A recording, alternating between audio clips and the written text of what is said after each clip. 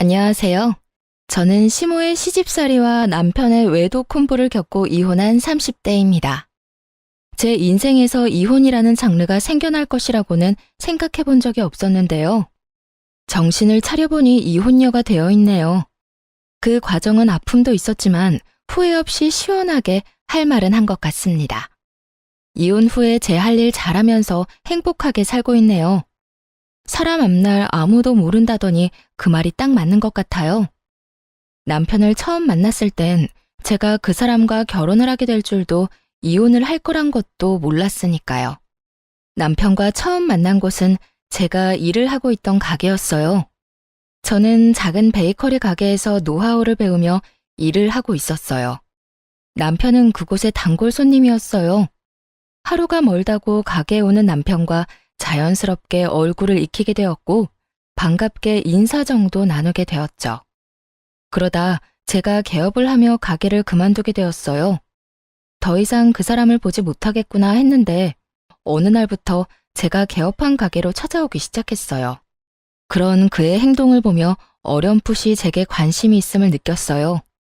얼마 후 남편이 고백을 했고 연애와 결혼으로 이어졌어요.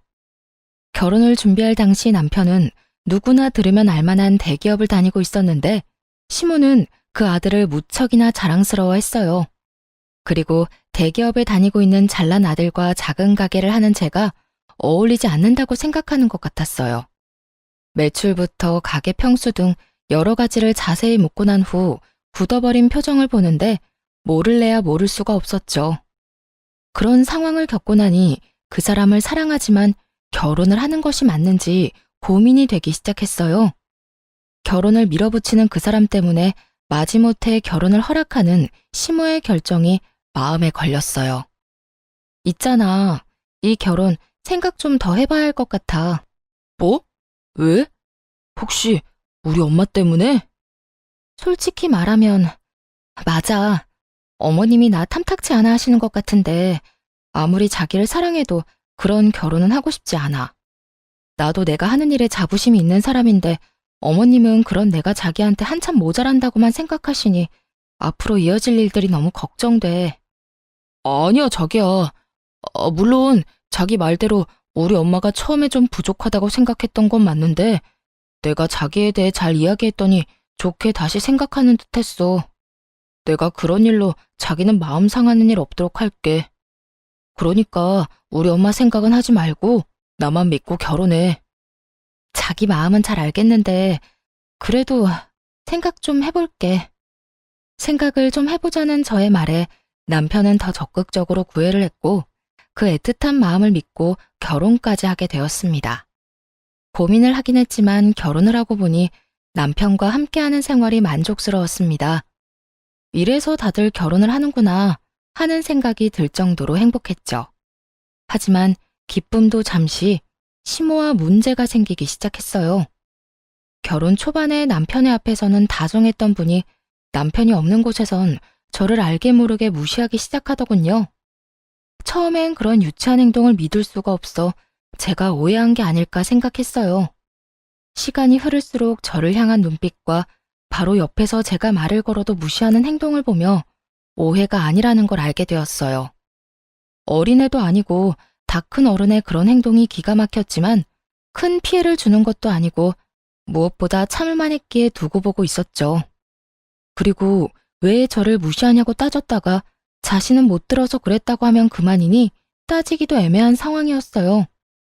그러던 어느 날 저를 따로 시댁으로 부른 적 없던 시모가 집으로 한번 오라더군요. 마침 가게 휴무일이기도 해서 혼자 시댁으로 향했어요. 시모는 다짜고짜 저희 부부의 돈 관리에 대해 묻더군요. 내가 너를 따로 부른 이유는 다름이 아니라 너희 돈 관리 어떻게 하니? 네? 왜 그걸 갑자기 물으세요? 그냥 궁금해서 그런다. 너 정확히 수입은 얼마나 되니?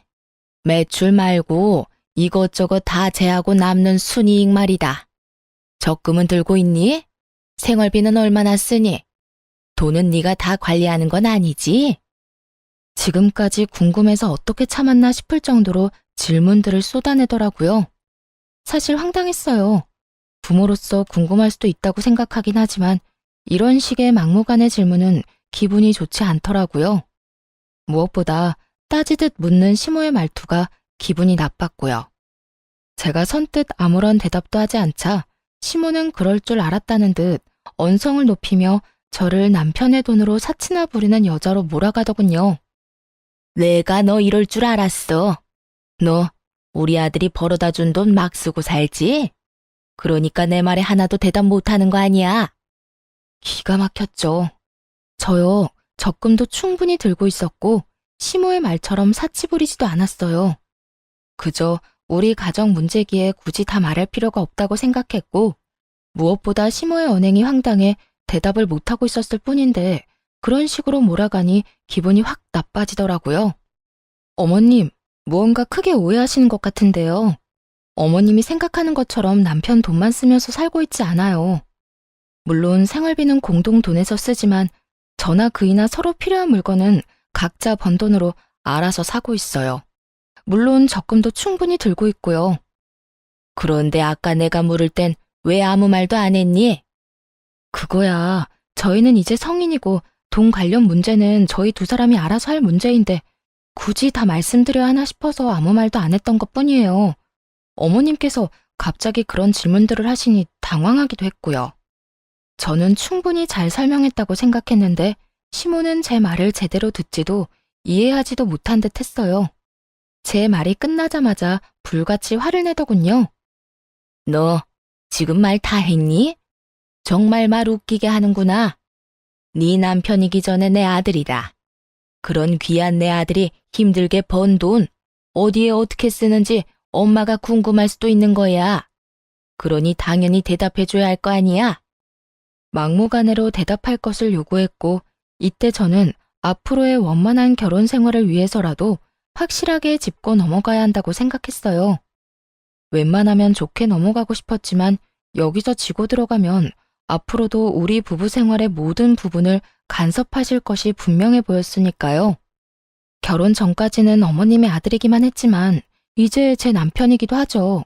시기상으로 따지면 어머님 아들이 먼저겠지만 중요한 걸로 따지면 이젠 그렇지도 않고요. 다시 한번 말씀드리는데 생활비, 제 수입, 남편의 월급 그 모든 건 저희 부부의 일이고 일일이 어머님께 다 말씀드릴 필요 없다고 생각해요. 저희도 이제 성인이고 아까 말씀드렸다시피 어머님 아들은 이제 저와 가정을 이루었으니 이런 문제는 부부끼리 알아서 잘하고 살겠습니다. 아, 그러니까 너희가 알아서 할 테니 이 늙은이는 신경 쓰지 말라. 이 뜻이니?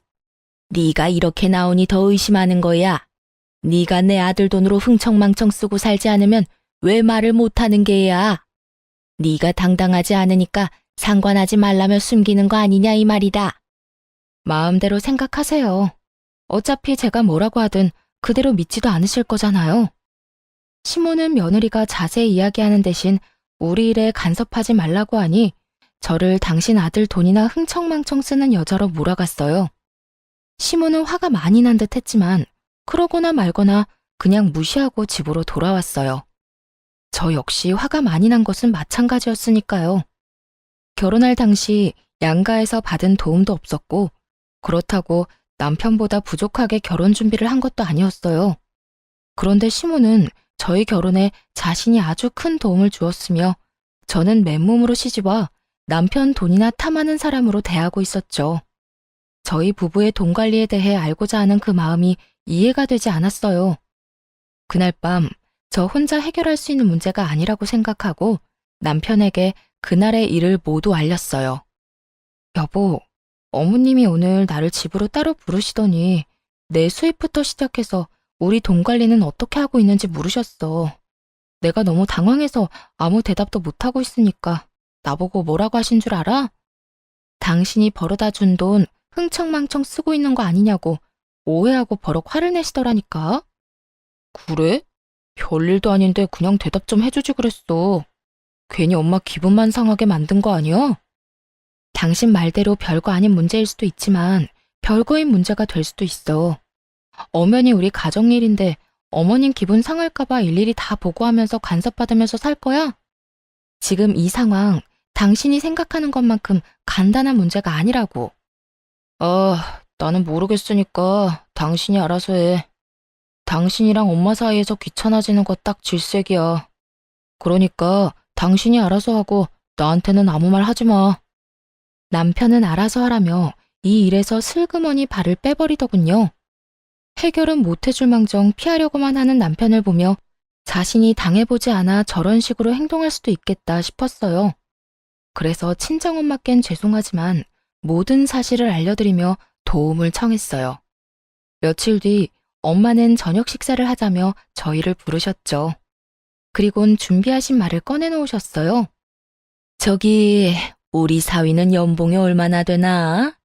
뭐 대기업 연봉이 높으니 우리 딸 굶기지는 않을 만큼 버는 건 알긴 하지만 요즘 워낙 경기가 좋지 않아 내가 걱정이야.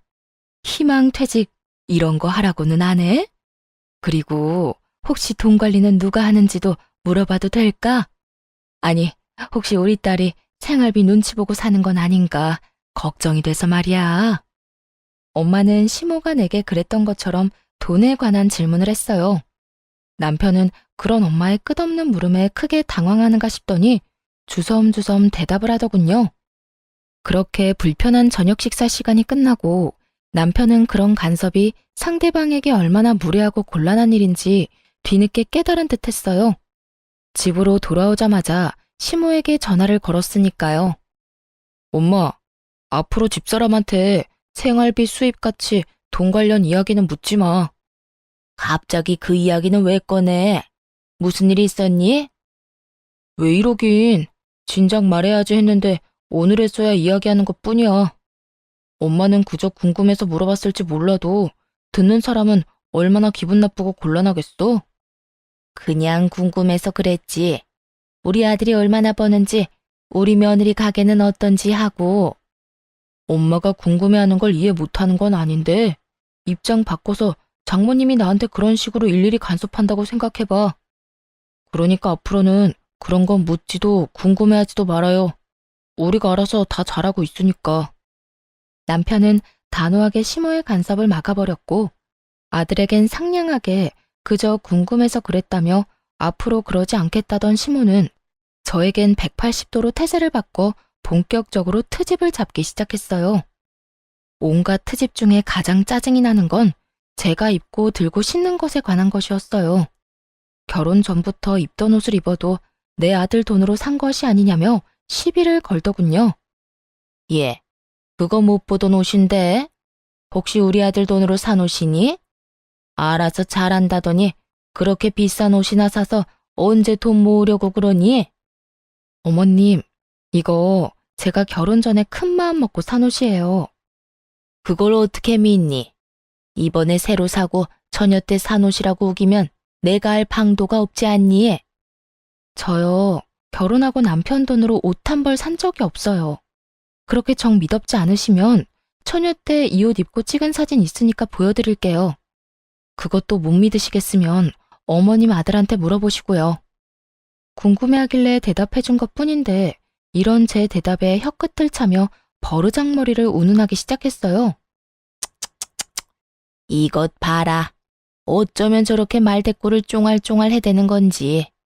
하여튼 요즘 것들은 이렇게 버르장머리가 없다니까. 아니, 네가 좀 특출나게 그런 거니? 어른 말에 한마디도 안 지고 말 대답하는 거 말이다. 어떻게 넌 내 말에 그냥 네라고 대답하고 넘어가는 일이 없어?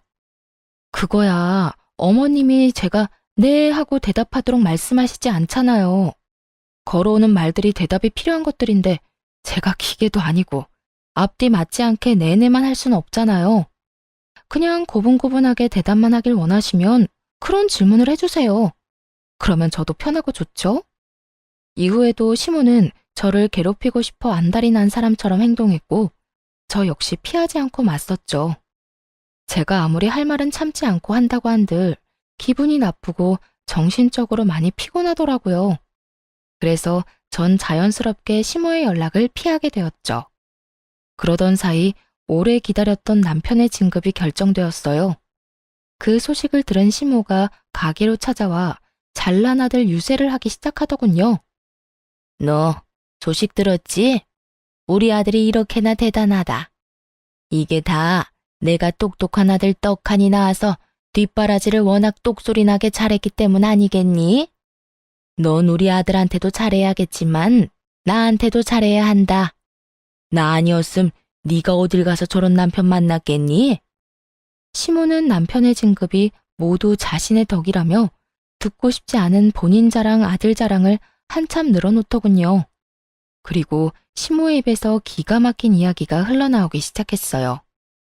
그래서 하는 말인데 앞으로 너희 생활비 빼고는 나한테 다 주거라.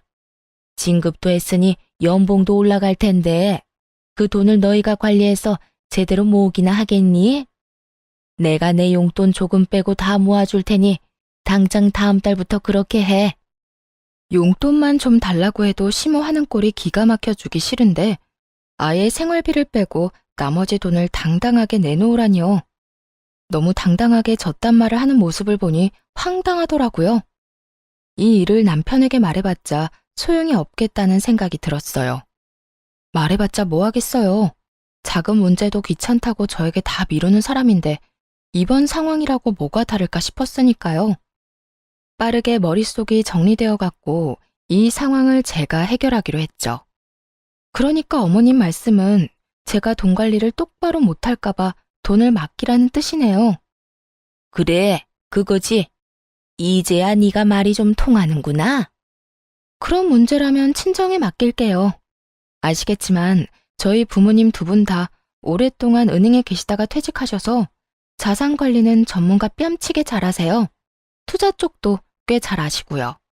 당장 다음 달, 아니, 당장 이번 달부터 친정에 다 맡겨야겠어요. 이런 생각은 하지도 못했는데 감사해요. 저는 밝게 웃으며 시모에게 감사 인사까지 전했고 이런 제 말에 노발대발하기 시작했습니다. 너 지금 그 말 진심이니? 당연히 너희가 번 돈은 시댁에 맡겨야지. 그걸 왜 친정에 맡기는 게야? 시댁이랑 친정이 같아? 넌 출가했으니 이제 우리 집 사람이다. 같은 부모님인데 뭐가 다른가요? 저도 저희 집에선 하나뿐인 귀한 자식인데요. 설마 친정에서 저희 돈이라도 떼먹을까봐 그러세요? 걱정 마세요. 절대 그런 일은 없어요. 그게 무슨 말 같지도 않은 소리니? 같다니 뭐가 같단 말이야. 너는 우리 집에 시집 왔으니 이제 네 친정과는 끝난 인연인 거야. 그리고 내 아들 돈을 왜 엄한 집에다 맡겨? 내 아들 돈은 내 돈과 다름이 없다. 그런 내 돈을 왜 사돈댁에 맡긴다는 말이야? 어머님 말이야말로 헛소리를 하시네요. 결혼하기 전이야 어머님 아들이니 아들 돈을 마음대로 관리했을지 몰라도 이젠 저랑 결혼했으니 더는 어머님 돈이 아니라고요. 전 그대로 시모를 가게에서 내쫓아버렸고 그날 저녁 집에 화가 잔뜩 난 남편이 저를 기다리고 있더군요. 당신 어떻게 그럴 수가 있어? 아무리 엄마랑 사이가 좋지 않다고 해도 그렇지. 용돈 좀 받아보겠다고 거기까지 찾아간 시어머니를 그렇게 매정하게 쫓아낼 수가 있어? 그러니까 당신 말은 내가 고작 용돈 좀 달라고 찾아온 어머님을 용돈 주기 싫어서 가게에서 내쫓았다 이 말이야? 그래. 우리 엄마가 아까 울면서 전화해서 다 말했어. 당신이 친정에 용돈 줘야 해서 우리 엄마한테 줄 돈은 없다고 했다며? 나 진급도 했고 연봉도 올랐는데 용돈 좀 드리면 어디가 돋나? 말을 들어보니 낮에 그 일이 있고 난 후 남편에게 전화를 걸어 울고불고 하며 없는 말을 지어내 저와 남편의 사이를 이간질했더군요. 아무것도 모르고 당하기만 하던 신혼 때와는 달리 이런 상황을 대비해 미리 가게 CCTV 영상을 복사해온 상태였고 녹화된 영상을 보여주며 사실은 시모가 남편에게 한 말과 아주 많이 달랐음을 증명해 보였죠. 이제 알겠어? 어머님이 당신한테 거짓말한 거야. 용돈 조금 달라고 가게까지 찾아올 뿐이야? 생활비만 빼고 돈 다 내놓으라고 하시더라. 남편은 영상을 보고 시모에게 전해 들은 말과 다르니 처음엔 당황하는 듯 하더라고요. 하지만 그것도 잠시 천연덕스럽게 시모의 편을 들기 시작했어요. 들어보니 우리 엄마 말이 틀린 말도 아니네. 뭘 그렇게까지 싸웠어? 그냥 엄마가 하자는 대로 하면 안 돼? 우리 엄마가 우리 편하게 돈도 관리해주고 알아서 투자도 해준다잖아. 우리한테 나쁜 일도 아닌데 왜 이 난리인지 모르겠다 정말. 정말 모르겠는 사람이 누군데 아무렇지 않게 말하는지 이해가 되지 않았어요.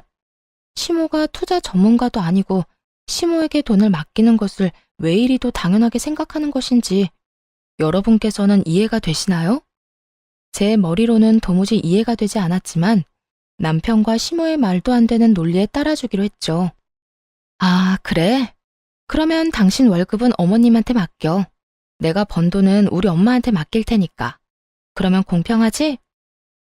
뭐라고? 당신이 번 돈을? 그래. 당신은 당신 엄마한테 월급 맡겨. 난 내 수익 우리 엄마한테 맡길 테니까. 왜 진작 이 생각을 못했나 모르겠네. 큰 소리 날 것도 없이 각자 번 돈은 각자 부모님께 맡기면 깔끔한 일이잖아. 앞으로 이렇게 하자. 그러면 됐지? 제 말이 끝나자 남편은 그건 절대 안 된다며 난색을 보이더라고요. 당시 제가 운영하는 가게의 레터링 케이크와 수제 쿠키가 인기를 얻어 주문이 밀린 만큼 바빠졌고 자연스럽게 매출이 많이 올라 저의 수익이 남편의 월급을 넘기는 달이 많아지고 있었기 때문이었죠. 자신이 버는 돈을 시댁에 맡기는 것은 괜찮지만 나날이 늘어가는 제 수익을 친정에 맡기는 것은 싫었던 것이었어요. 당황한 남편은 속사포 랩을 하며 생각해보니 제 말이 다 맞는다며 변명을 하기 시작했어요. 그건 안 돼. 그게 얼만데 그걸 남을 맡겨? 남?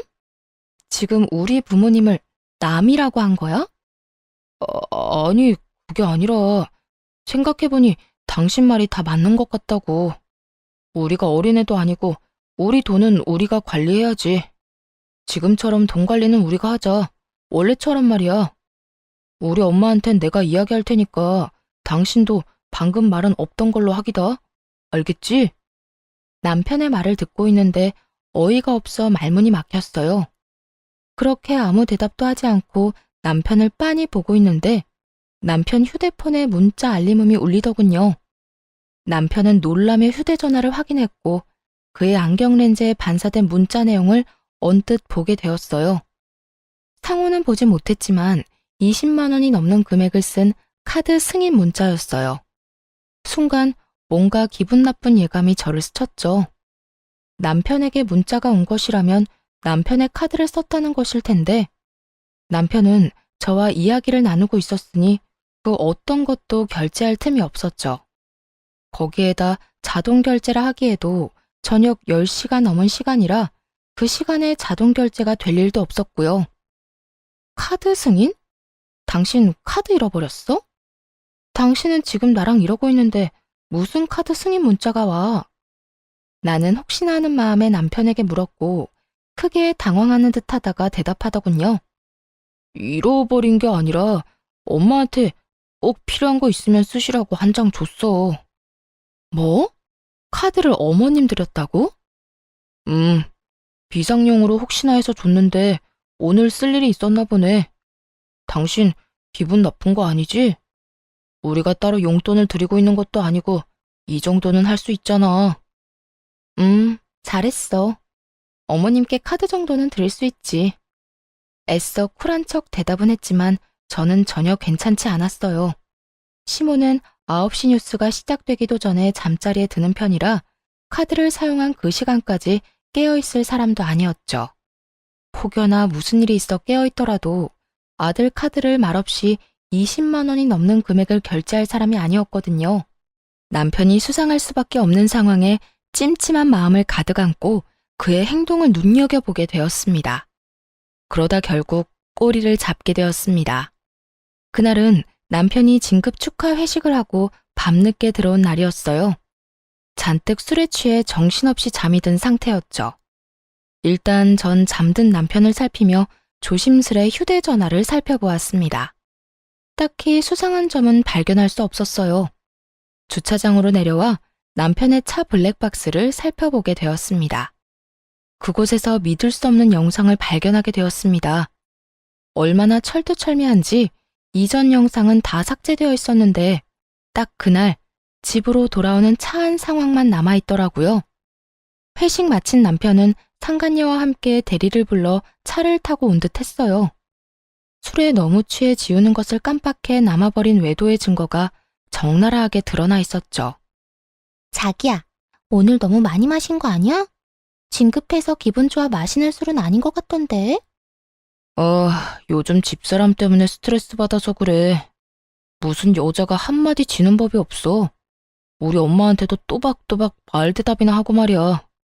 내가 요즘 두 사람 그 사이에서 아주 피곤해. 그것만큼 남자 피곤하게 만드는 일이 또 없지. 그래서 난 우리 남편이 뭐라고 하면 그냥 대답만 하고 무시해버려. 말 길게 해봤자 좋은 게 하나 없더라고. 자기는 어쩌면 이렇게 현명해? 어디 현명하기만 해? 능력도 좋아서 이번에 나 진급까지 딱 시켜주는 거 봐. 나 사실 이번엔 기대도 안 하고 있었는데 자기 덕에 진급도 했잖아. 자기야, 정말 고마워. 내가 앞으로 더 잘할게. 남편은 술에 취해 건들대면서도 상간녀를 바라보는 눈빛만은 꿀이 뚝뚝 흘러내릴 것 같더군요.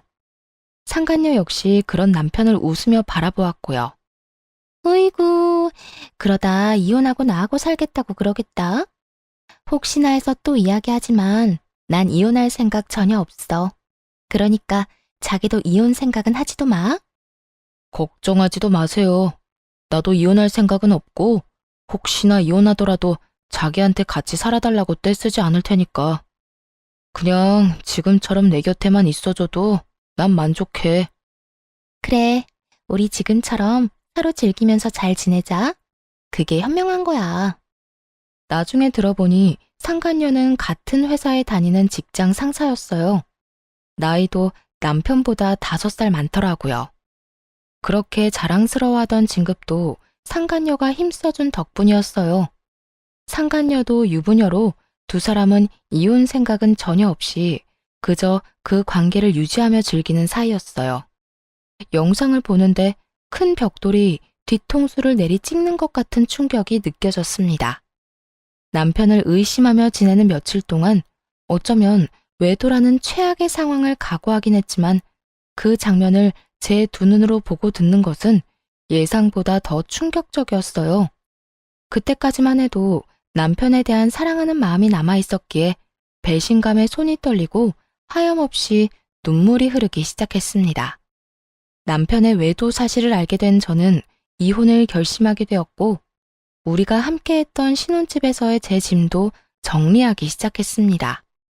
두 사람을 한 번에 묶어서 보내버릴 그날을 준비했습니다. 결전의 그날, 전 제 옷 중에 가장 화려하고 예쁜 옷을 입고 어려 보이게 화장도 하고 남편 회사로 향했어요.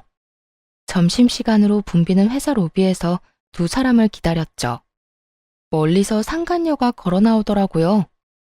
영상 속에서 보고 또 보았던 상간녀의 앞으로 걸어가 길을 막아섰고 저를 이상한 눈으로 보는 상간녀에게 다른 사람이 다 들을 수 있게 큰 소리로 말해주었어요. 내 남편이랑 지금까지 즐거웠니? 아니, 능력이 얼마나 좋으면 그 힘으로 내 남편 진급까지 시켜준 거야? 뭐, 나 좋으라고 시켜준 진급은 아니겠지만 그래도 고맙단 인사는 해야 할 것 같아서 말이지. 여러모로 참 고마워. 제 말을 들은 상간녀는 그제야 제가 누구인지 알아챈 듯했고 얼굴이 순식간에 붉어지기 시작하더군요. 전 그런 상간녀가 대답할 틈도 없이 준비한 다음 말을 이어나갔어요. 들어보니 이혼할 마음은 없는 것 같던데. 난 이혼할 예정이니까 넌 네 가정 잘 지키면서 내 남편이랑 편하게 만나.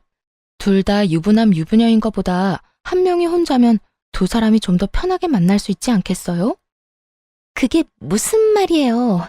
사람 착각한 모양인데 난 당신 남편이 누군지도 모르고 불륜이나 저지르는 그런 파렴치한 사람 아닙니다. 남의 회사 와서 소란이나 피우고 무슨 짓이에요? 죄 없는 사람 잡지 말고 똑바로 알아보세요. 당황해하는 표정을 숨기지도 못하면서도 뻔뻔하게 사람을 잘못 봤다며 발뺌을 하더라고요. 그 순간 상간녀의 휴대전화기가 울리기 시작하고 멀리서 휴대전화를 얼굴에 대고 해맑게 걸어오는 남편을 발견했죠. 저는 직감적으로 남편의 전화 상대가 상간녀임을 알아차렸고 상간녀의 손에서 요란하게 울고 있는 휴대전화를 낚아채 전화를 받았어요. 자기 어디야? 밥 먹으러 갔어? 어딘지 알려주면 나도 그리로 갈게. 우연인 척하고 같이 먹으면 되잖아. 그때까지도 제발 아니길 바랬지만 역시나 그 전화는 남편의 전화였고 아무것도 모르는 남편의 목소리는 참 해맑더군요. 전 그런 남편을 향해 손을 흔들며 큰 소리로 이렇게 말해주었어요. 네 자기 여기 있어.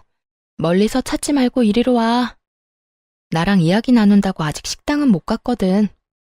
남편은 그제야 저를 발견했고 해맑던 얼굴은 순식간에 웃음기를 잃고 달려오더라고요. 이 흥미진진한 상황에 점심을 먹으러 가던 주변 사람들의 모든 시선이 저희 세 사람에게 집중되었고 그 최고의 타이밍에 남편에게 준비한 말을 해주었어요. 당신 여기 어떻게 왔어? 이게 무슨 일이야? 무슨 일이긴 당신 바람 피우다 나한테 딱 걸린 상황이지. 그래서 하는 말인데 우리 이혼해.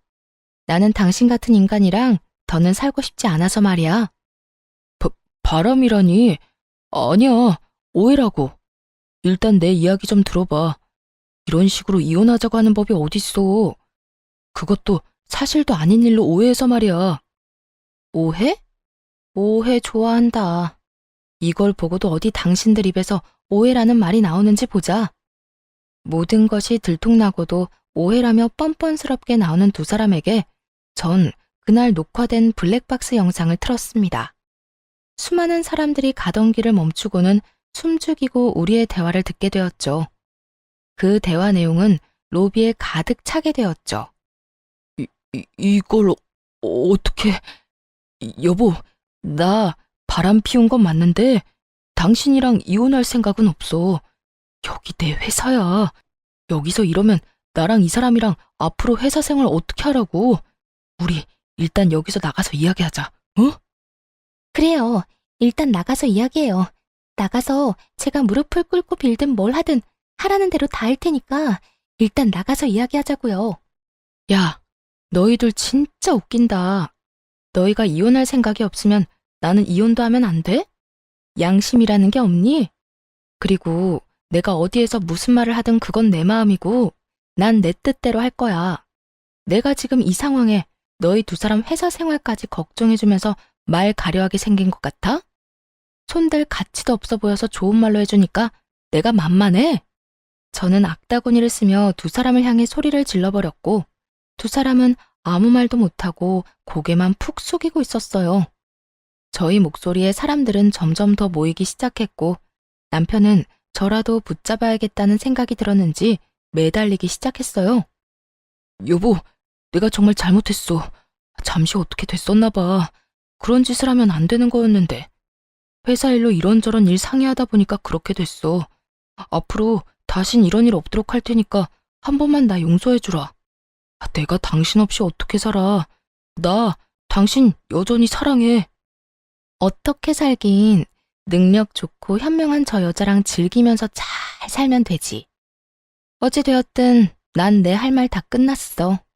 더 할 말 있으면 법원에서 판사님한테 말해. 그렇게 뒤돌아 나오는데 상간녀가 무릎을 꿇고 빌기 시작하더라고요. 저기요. 제가 정말 죄송합니다. 남편분과는 다시는 만나지 않겠습니다. 제가 이렇게 빌 테니까 제발 제 남편에게만 알리지 말아주세요. 저 정말 이혼만은 절대 하고 싶지 않아요. 정말 웃기지 않나요? 자기 가정은 그렇게 소중하다는 사람이 남의 가정은 이렇게 망쳐놓고 이제 와서 미안하다는 말로 사과라뇨. 상간녀는 바닥에 머리를 숙이며 저에게 울고불고 하며 매달렸고 전 그런 상간녀를 내려다보며 말해줬어요. 와, 이거 진짜 웃긴 년일세. 남의 가정은 이딴 식으로 다 망가뜨려 놓고 네 가정은 행복하길 바래? 그렇게 네 가정이 소중했으면 애초에 이런 짓을 하지 말았어야지. 제발요. 제발. 정말 이혼까지 생각한 만남도 아니었다고요. 그저 가끔 밖에서 따로 시간 보내고 일 이야기 좀 나눈 것뿐이라고요. 그러니까 제발 제 남편에게만은 말하지 말아주세요. 말했지? 네가 이혼을 한다 만다 결정할 문제가 아니라고. 이거나 너도 할 말 있거든. 변호사 데리고 와서 법원에서 이야기해. 그 더러운 손 내 몸에 대지 말고. 전 끝까지 제 바지가랑이를 붙잡고 늘어지는 상간녀를 뿌리친 채 그대로 친정에 왔습니다. 놀란 친정 부모님께는 그간의 일들을 조목조목 말씀드렸어요. 친정 부모님께 극진한 케어를 받으면서 이혼을 진행하게 되었어요. 전 당연히 유리한 재산 분할과 함께 두 사람에게 위자료를 받고 깔끔하게 이혼할 수 있었죠. 전 남편과 상간녀는 불륜 관계를 비롯해 진급에도 상간녀의 과한 개입이 있었음이 밝혀지며 둘 다 사이좋게 회사에서 쫓겨나고 말았죠. 제가 집으로 보내버린 소장을 상간녀의 남편이 발견하게 되며 상간녀 역시 외도 사실이 드러나 이혼을 당했다고 하더군요.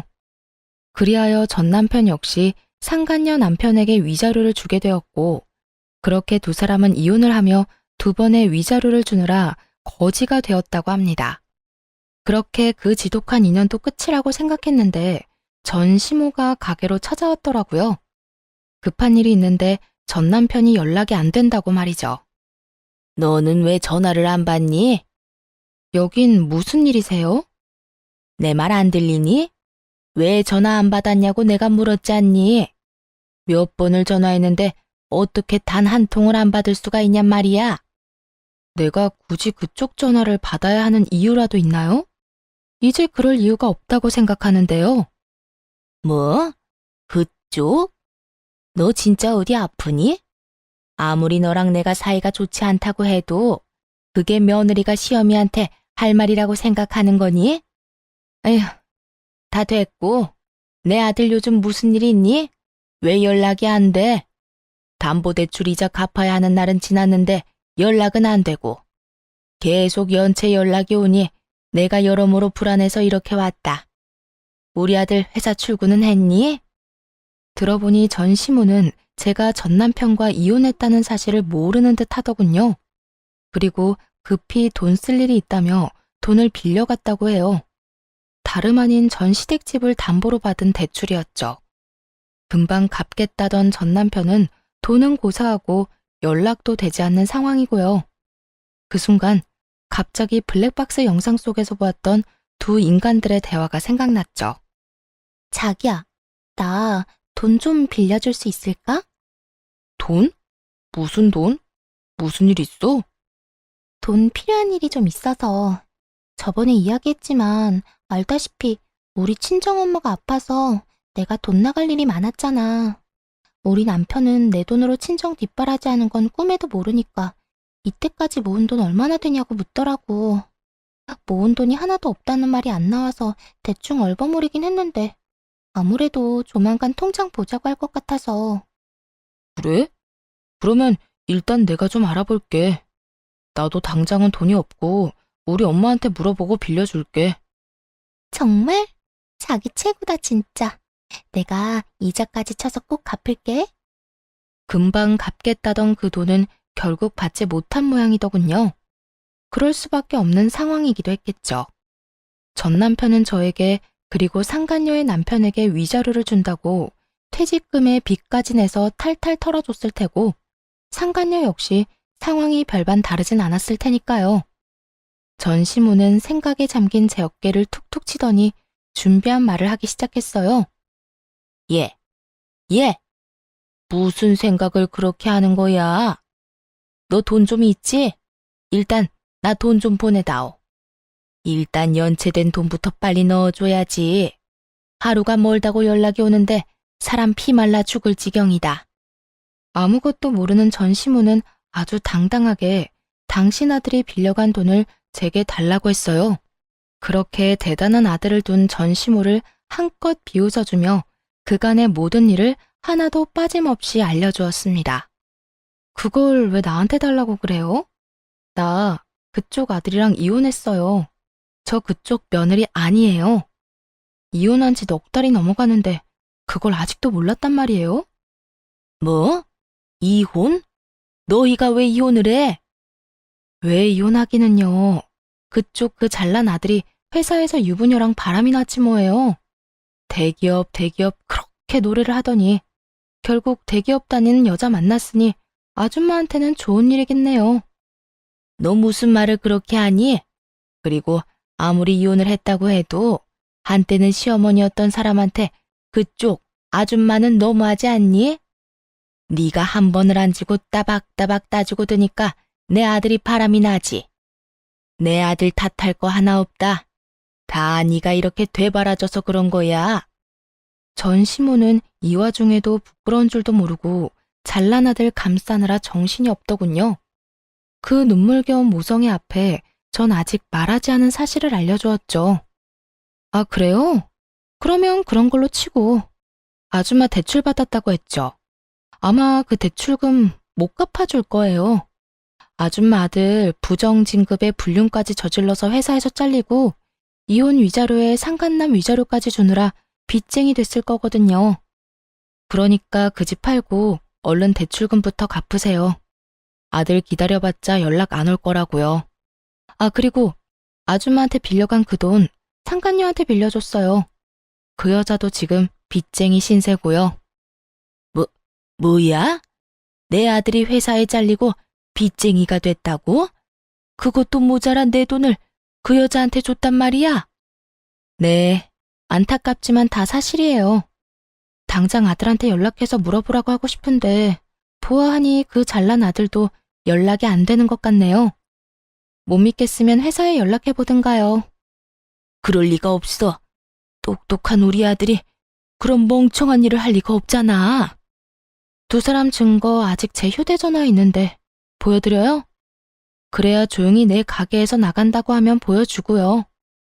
화가 머리끝까지 난 전시무는 드라마에 나오는 회장님처럼 목덜미를 잡고 뒤로 넘어간 듯 하더니 저를 노려보며 가게에서 난동을 피우기 시작하더라고요. 뭐야? 인연이? 이게 다 너 때문이다. 내 아들이 하필 너 같은 거랑 결혼해서 그렇게 된 거야. 불쌍한 내 아들 가여워서 어쩌노. 내 아들뿐인 줄 알아? 한평생 살아온 내 집은 어떻게 할 거야? 그게 왜 내 탓이에요. 생사람 잡지 말고 당장 여기서 나가세요.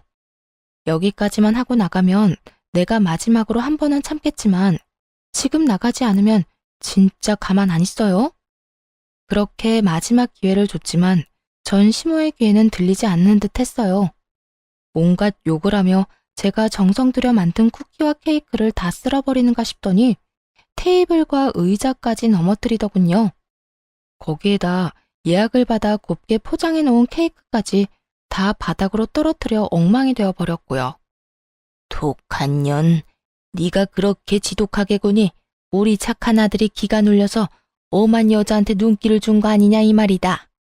내 아들을 그 꼴로 만들어 놓고 넌 이렇게 잘 먹고 잘 살려고 했어? 그렇게는 못 두지. 내가 그 꼴을 보고만 있을 것 같아? 정신 좀 차리세요. 아줌마 아들이 바람을 피운 건 나 때문이 아니라 아줌마 아들이 그런 인간이라 일어난 일이에요. 회사에서 잘린 것도 빚쟁이가 된 것도 다 아줌마 아들 탓이고 다 아들을 그따위로 키운 아줌마 탓이라고요. 전 이렇게 고함을 질러주며 전 시모를 끌어다 가게 밖으로 내쫓아버렸고 경찰에 신고를 해버렸죠. 예전의 관계를 생각하며 전 시모의 만행을 그냥 넘길 만큼 마음이 너그러운 사람이 아니었어요. 사실 전 시모와의 정은 쌓인 적도 없었지만요. 그렇게 전 경찰에게 가게에서 난동을 부린 모든 장면이 담긴 CCTV 녹화 파일을 넘겨드렸고 전 시모가 망가뜨린 제품을 비롯한 모든 것들을 청구해 다 받아냈죠. 전 시모는 제가 그렇게까지 나올 것이라 생각하지 못했는지 저에게 전화가 와서 화를 내긴 했지만 그대로 차단해버렸습니다. 그 이후 다시 연락을 한다거나 찾아오는 일은 없었어요. 시간이 지나 건너 들려오는 소문에는 전 남편과 상간녀는 빚쟁이가 되어 하루살이 신세를 면치 못하고 살아가고 있다고 했어요. 그렇게 그 소식을 마지막으로 지긋지긋한 전 남편 그리고 그 가족과의 인연의 끈도 끊어지게 되었습니다. 전 좀 더 좋은 곳으로 가게를 옮겼어요. 새로운 곳에서도 다행스럽게도 자리를 잘 잡고 잘 지내고 있어요. 일이 많아 돈을 많이 버는 것이 좋긴 하지만 아무래도 그만큼 몸이 힘들기에 하루에 정해진 양만 판매하고 나머지 시간은 레시피 개발이나 휴식을 하며 시간을 보내고 있는 요즘이에요. 아직 누군가를 연애를 하거나 다시 결혼을 할 마음은 없어요. 아무래도 믿었던 사랑하는 사람의 배신이 가장 힘들었지만 전 시모에게 온갖 트집 잡히며 시달린 것도 큰 스트레스였거든요. 물론 모든 시어머님이 그런 것도 아니라는 것도 알고 모든 남편들이 그런 것이 아니란 걸 잘 알고 있습니다. 그럼에도 한동안은 남을 사랑하는 대신 저를 사랑하며 지내고 싶은 마음이 더 큰 상태랍니다. 이렇게 지내다 좋은 사람이 나타난다면 다시 새 출발할 생각이 들게 될까요? 지금은 저를 위한 이 생활이 너무나도 평온하고 너무나도 만족스럽네요. 이런 걸 행복하다고 하는 거겠죠? 하여튼 전 지금이 너무 행복하다는 말을 전해드리며 이만 물러가 보려고 합니다. 긴 글 함께 해주셔서 감사하고 모두 행복하시길 진심으로 바랍니다.